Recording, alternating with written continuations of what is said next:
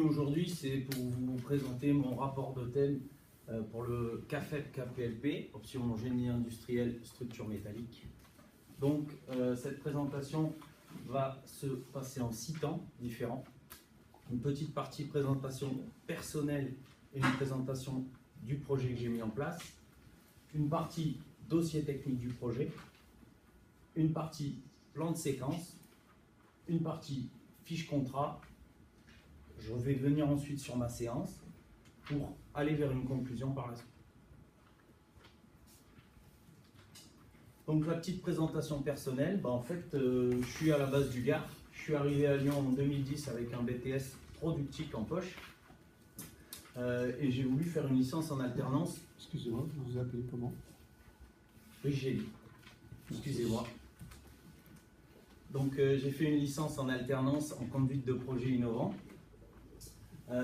À l'intérieur d'un lycée qui est le lycée Lamache sur Lyon. En fait, ce lycée a la particularité de mener à la fois de l'enseignement et de fonctionner aussi comme une micro-entreprise.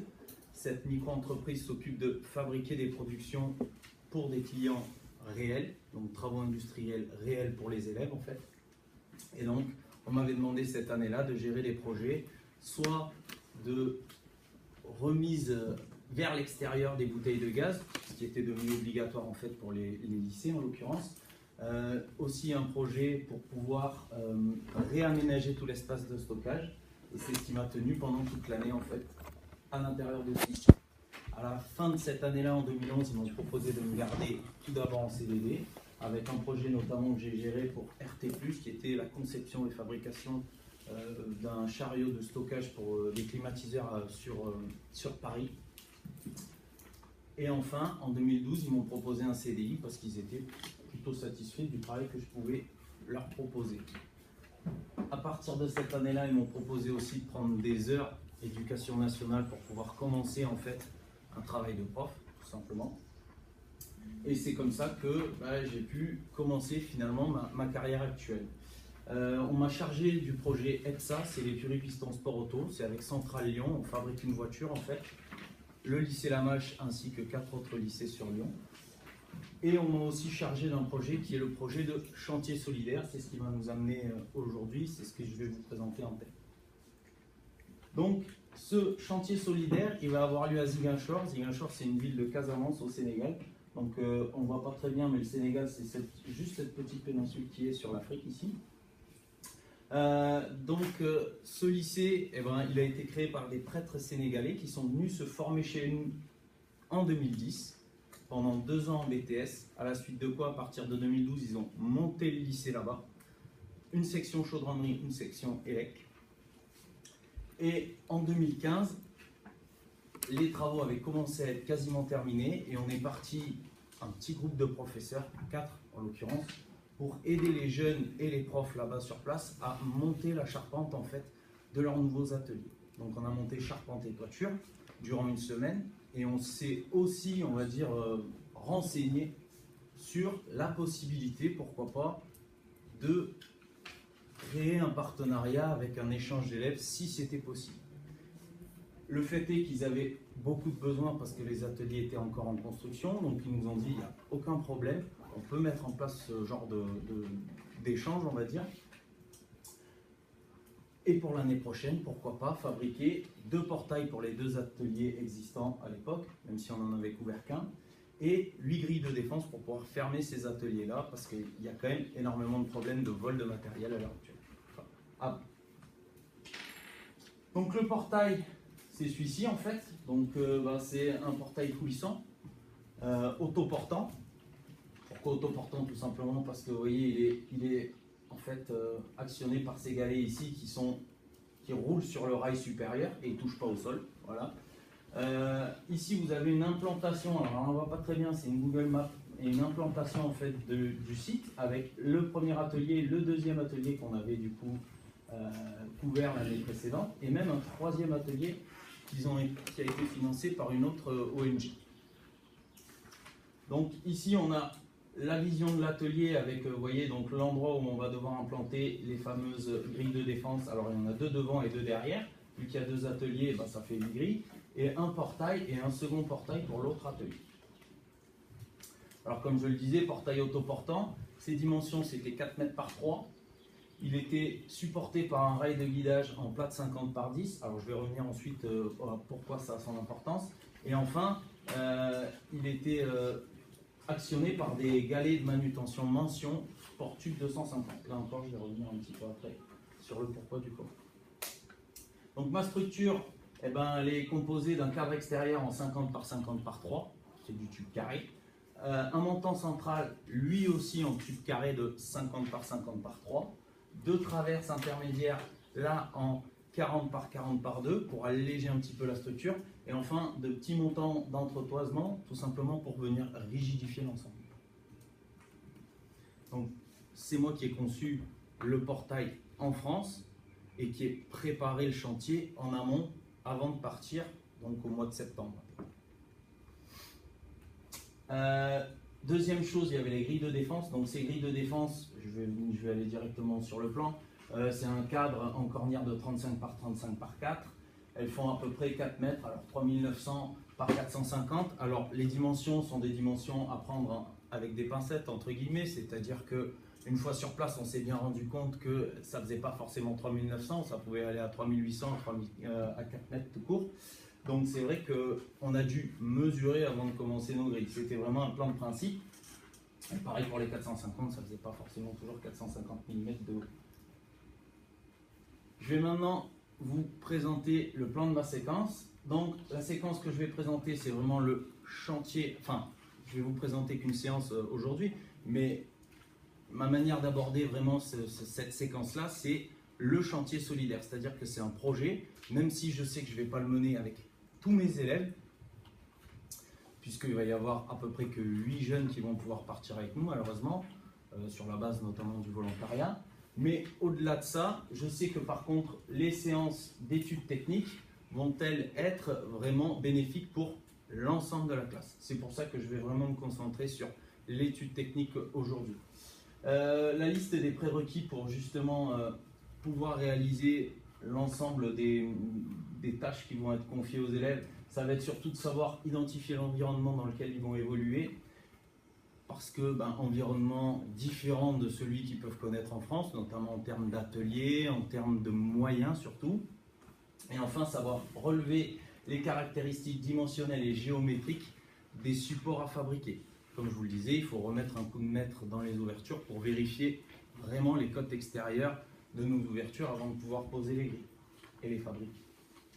Donc l'étude technique, je vais aller directement à la suite. L'activité de cette étude technique, ça va être la préparation. Elle va englober du coup deux tâches, la 1 et la 2 en l'occurrence, qui sont participer à la préparation technique d'une réalisation. Alors on parle bien sûr des tâches du RAP, référentiel d'activité professionnelle. Elles vont aussi, donc la tâche numéro 2, excusez-moi, ça va être quantifier les matériaux nécessaires. Et elles vont intervenir sur les compétences suivantes, c'est-à-dire que les compétences en adéquation avec ces tâches-là, ça va être la 2.32, inventorier et répertorier les quantités des matériaux nécessaires. Et enfin, optimiser les débits et les quantités.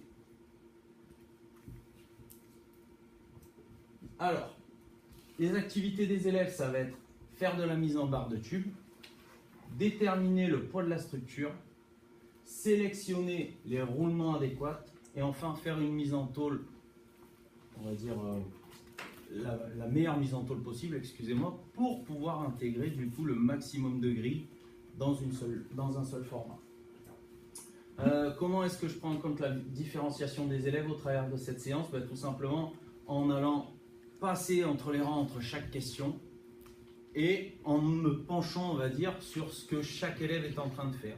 À la suite de quoi, soit je vais essayer de l'aiguiller, soit alors je vais le laisser peut-être aller vers l'erreur et je vais soit lui proposer de passer au tableau s'il en a l'envie, soit alors je vais essayer de voir avec lui du moment que je fais la correction en lui disant Thomas par exemple, Thomas, j'ai vu que tu avais fait une petite erreur là, est-ce que tu as bien compris ce qu'on a vu, ce qu'on vient de voir, ce qu'on vient de corriger? Voilà, je vais être obligé de passer de l'autre côté.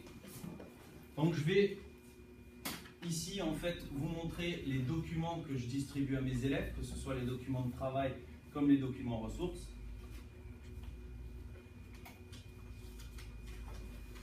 Alors voici le document que je distribue aux élèves. Donc vous avez le même, vous, sur le dossier de thème que je vous ai fait parvenir. Donc tout simplement, je contextualise un petit peu le projet en fait. Je vais pas pouvoir revenir dessus en même temps. Donc je contextualise le projet et ensuite je leur propose du coup de préparer au mieux le chantier, c'est-à-dire de mener l'étude qui va les amener à déterminer le poids du portail. Le poids du portail est important parce que vu qu'on parle d'un portail autoportant justement, s'il est trop lourd pour l'égaler, il va faire rompre, on va dire, la quincaillerie. Donc les documents distribués, ce sont documents complémentaires 1, 2, 3 et 4. Je vais vous les montrer tout de suite. J'ai même réactualisé un petit peu la chose, ils sont un petit peu plus fournis. Alors s'il veut bien. Est-ce que vous pourriez éviter le un petit peu? Oui. Merci.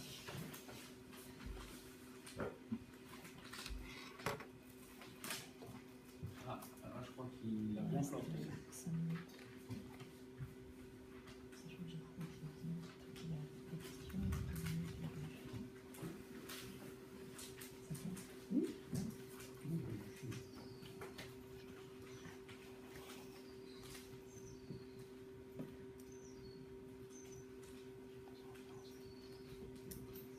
Donc les documents complémentaires, excusez-moi, il y a eu un petit contretemps. Les documents complémentaires, c'est un plan en A3 distribué du portail, ou plutôt du cadre, celui que je vous ai montré préalablement. Ici, je mets un extrait de catalogue de matière, avec ici les modes opératoires de soudure, en tout cas les plus connus, on va dire, les plus utilisés. Ici, un extrait du catalogue mention, c'est eux qui vont nous fournir les galets de guidage.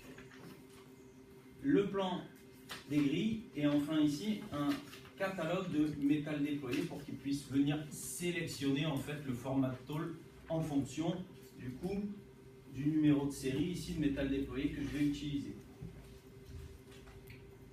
Donc comment ça se passe? Je pose question par question, je décortique en fait les exercices pour qu'ils ne soient pas arrêtés, on va dire, par le fait de calculer le poids du portail. C'est quelque chose qui, dès qu'on met des mots comme ça, ça a tendance à être un petit peu rédhibitoire pour nos jeunes. Et du coup, quand on met calculer le poids du portail sans avoir à vraiment détailler, séquencer les choses, ils vont dire, ben, monsieur, c'est trop dur, je ne sais pas faire. Je préfère du coup cette méthode-là où on fait question par question, étape par étape, et on revient ensuite à chaque fois corriger une étape après l'autre. Donc en fait, le mètre total de tube en 40 par 40 par 2 et en 50 par 50 par 2. Ce mètre total va nous permettre du coup, en multipliant par le poids au mètre de la matière, de découvrir que le cadre extérieur fait à lui tout seul 103 kg. Nous allons vous demander de conclure, il vous reste 1 minute. Il me reste 1 minute. En conclusion, pourquoi est-ce que j'ai fait cette séquence-là à ce moment-là, ces séances plutôt? C'est tout simplement parce qu'on est en début de première et que du coup, en début de première, alors c'est vrai que je ne l'ai pas dit d'ailleurs, ça se passe au mois d'octobre, excusez-moi.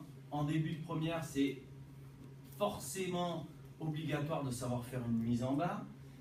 Les difficultés rencontrées, c'est surtout les découpes à 45 degrés. Alors pour éviter ça, donc quelle amélioration je pourrais apporter? Ce serait peut-être leur donner un petit outil mathématique à côté du cours pour qu'ils puissent comprendre que quand on fait une coupe à 45 degrés, il y a un recouvrement, on perd un tout petit peu moins de matière que la cote extérieure prévue. Les améliorations aussi, ce serait peut-être faire un cours sur la quincaillerie à partir de ça, j'y pense en ce moment. Et enfin, les axes de travail à améliorer, ce serait du coup peut-être encore une fois prévoir cette fameuse quincaillerie et les assemblages démontables tout simplement. Je vous remercie de m'avoir écouté. Est-ce que vous auriez des questions? Mes collègues vont vous en trouver sur le point de vue technique. Ouais, mon collègue va en trouver sur des points de vue techniques. Non, moi j'étais plus pédagogique. Ah. Je suis désolé. Ah, et bien moi aussi. La compétence C2, vous pouvez sur les compétences là. faut venir.